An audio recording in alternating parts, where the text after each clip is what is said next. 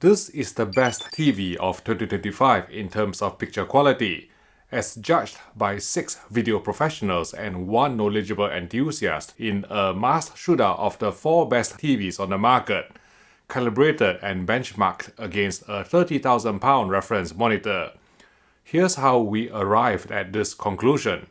To test near black handling, we used these demanding low-light scenes taken from the 4K HDR Blu-rays of Harry Potter and the Deathly Hallows Part 1, Mulholland Drive, May David Lynch rest in peace, as well as 1917, with each clip designed to challenge the TVs further as the picture got darker. The Sony BRAVIA 8 Mark II was judged to align most closely with the reference monitor in terms of shadow detail and dark color rendition, followed by the Samsung S95F QD-OLED. To evaluate HDR10 color accuracy, we selected 7 clips covering a wide spectrum, pun intended. This closing scene from the Ultra HD Blu-ray of Knives Out never extended beyond Rec. 709 and 200 nits despite being encoded in a BT2020 container. For white color gamut performance, we used this scene from Austin Powers' International Man of Mystery. This shot from La La Land where the blue of Emma Stone's jacket exceeded P3, and this sequence from No Time to Die where the ocean hues can be difficult for some televisions to reproduce accurately. Low luminance color was assessed using another scene from Harry Potter and the Deathly Hallows Part 1, while high luminance color was evaluated with footage from the 4K Blu-ray of Pacific Rim. In this category, the Sony BRAVIA 8 Mark II consistently achieved the top or at least joint top scores across all scenes, which is all the more remarkable given that the televisions were fully masked with no user interface visible, so the judges had no indication of which model they were watching. For the HDR round, panelists were shown the opening sequence from the remake of The Lion King, as well as a scene from Miss Peregrine's Home for Peculiar Children to judge 1000 nit tone mapping. The Sony BRAVIA 8 Mark II came out on top in both cases, thanks to its always-on dynamic tone mapping which offered the closest match to the HDR10 presentation on the reference monitor. To assess 4000 nit tone mapping, we used these snippets from the Ultra HD Blu-rays of Pan and Sully respectively, and the LG G5 was deemed by the judges to strike the best balance between brightness and highlight detail. The pan scene proved especially challenging, with the sun peaking at 4000 nits. The Samsung S95F and the Sony BRAVIA 8 Mark II exhibited some clipping in this area, and interestingly, the Panasonic Z95B was marked down by most judges for delineating the sun's outline more distinctly than the Sony HX3110 reference monitor. For HDR light output, we turned to Rogue One on 4K Blu-ray, specifically the sequence where the expanding white fills the active picture area at 1000 nits. Overall, the LG G5 achieved the highest score in the HDR category, though the others weren't too far behind. Motion was also a closely contested category. We evaluated 24p motion reproduction using the opening credits from Star Wars: The Empire Strikes Back, as well as the intro of Lord of the Rings: The Fellowship of the Ring, both in HDR10 from Ultra HD Blu-rays. For 50Hz motion, the panelists were asked to watch some football and daytime TV programs in 1080i SDR under ceiling lighting, with the TVs and the Sony BVM-HX3110 reference monitor calibrated to 250 nits peak wide and 2.2 gamma. Although the Samsung S95F briefly skipped a frame when the Star Wars logo appeared, it still received the highest score for that scene and for the motion category overall, illustrating how motion is perceived differently by different viewers. To gauge dark uniformity, we played this short segment from Godzilla, King of the Monsters containing a slow panning shot against a dark background, and for bright uniformity, we used the black and white gladiator fight scene from the 4K Blu-ray of Dune Part 2. QD-OLED technology generally had the upper hand in this category, owing to its top emission architecture and absence of a polarizer which helps to minimize color tinting. The video processing category comprised 3 separate sequences testing various aspects of 10-bit gradation, a sequence from the Ultra HD Blu-ray of Knives Out to examine preservation of film grain and fine UHD detail, a 1080i clip for high-definition upscaling, a 576i broadcast for standard definition upscaling, and finally, a piece of low bitrate content where the TV engineers from each manufacturer can choose to engage noise reduction and smooth gradation settings if they wanted. In this round, the Samsung S95F narrowly outscored the Sony BRAVIA 8 Mark II, with its class-leading 10-bit gradation and strong upscaling powered by the South Korean brand's NQ4 AI Gen 3 processor giving it the edge. The Samsung S95F also topped the bright room category, earning the highest scores for light output/luminance stability, and of course reflection handling. While there's some trade-off in ambient contrast, the results reflected the benefits of Samsung's glare-free 2.0 coating in bright viewing conditions.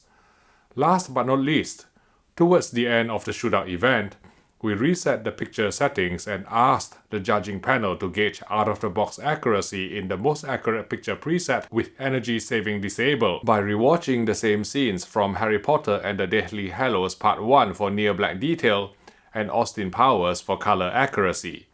Here, the Sony BRAVIA 8 Mark II was judged to be the most accurate out of the box relative to the BVM-HX3110 reference monitor by the panelists, followed by the LG G5.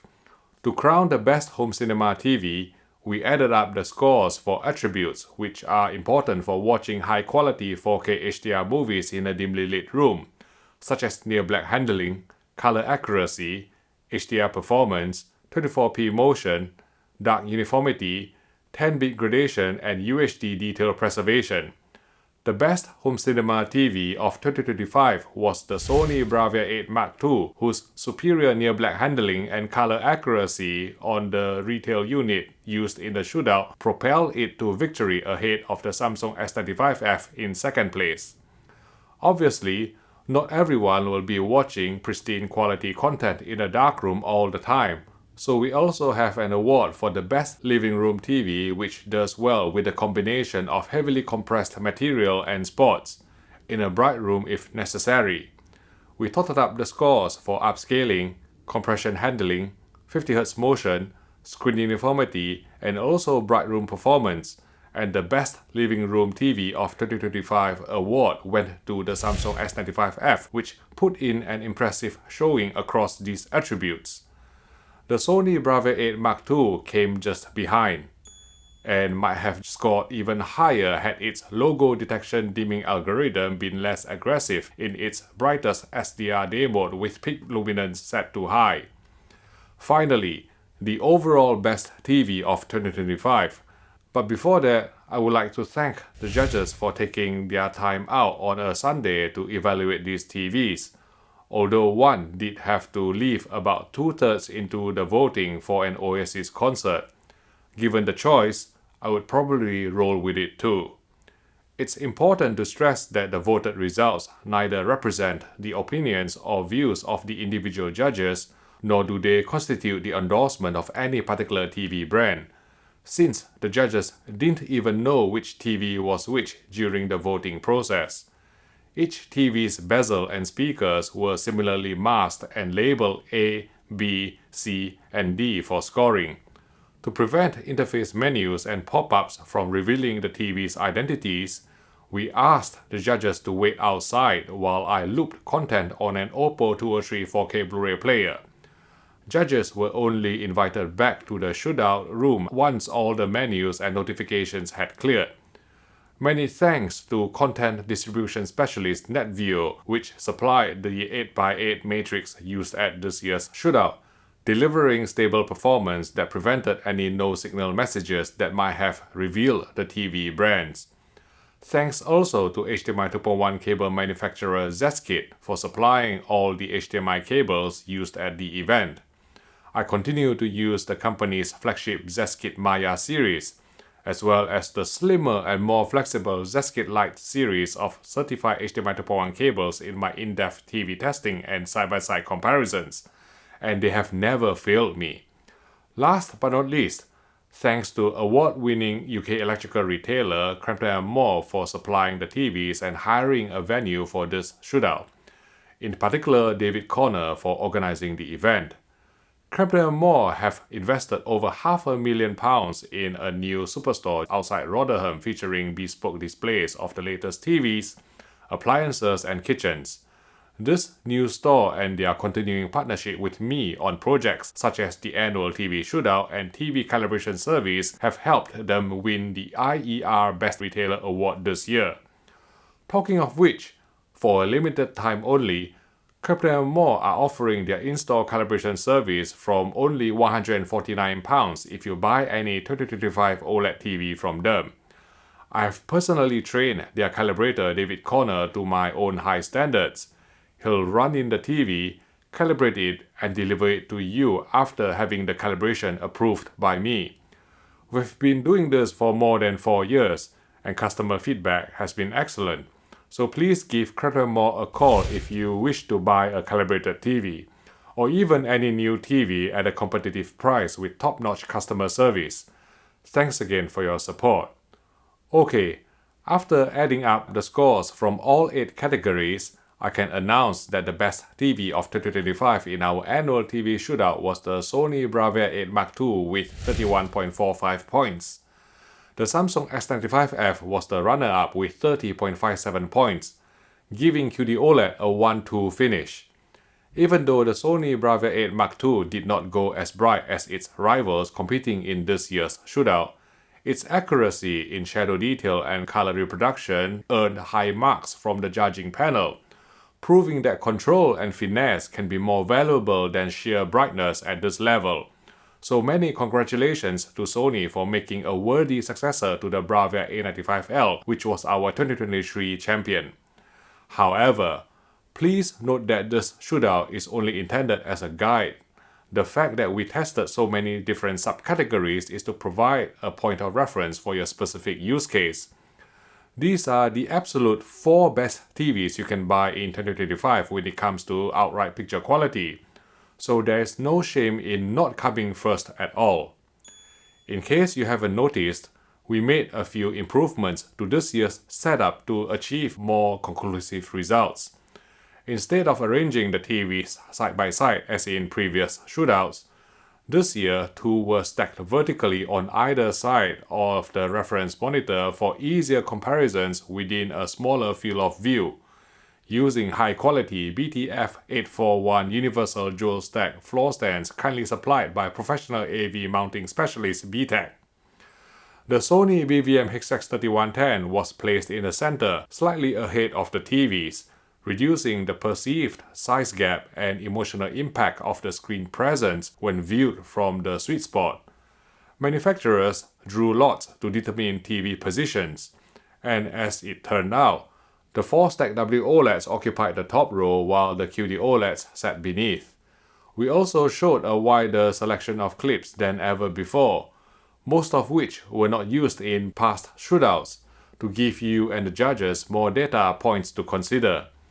One of the biggest changes I made this year was to let the manufacturers themselves calibrate the TVs, which were retail units randomly selected from Crampton & Moore's stock. The reason is simple. Calibration always involves compromises. Take the contrast setting, for example. Lowering it can reveal more highlight detail in HDR, but it also reduces overall brightness. If I had done all the calibrations, the results would just reflect my own choices. By handing responsibility to the manufacturers, they could decide on the trade-offs in line with their own image quality philosophies. To their credit, all 4 TV brands welcomed the idea and sent their most experienced PQ engineers, some all the way from Korea or Japan, to carry out the work. Of course, I laid down a set of ground rules to ensure fairness, and ultimately, it's in each manufacturer's best interest to aim for accuracy, since the TVs are compared directly against a mastering monitor showing the reference image. Unfortunately, we still haven't found a way to judge gaming performance in a fair manner, since each TV would need a different set of HGIG calibration values on the console due to different HGIG implementation and clipping point. Now, although the BRAVIA 8 Mark II QD-OLED was crowned Best TV of 2025, Sony is already looking ahead, with plans to launch a flagship RGB LED model next year. To learn more about the advantages that RGB LED display technology can offer over OLED, please watch my explanation video by clicking here.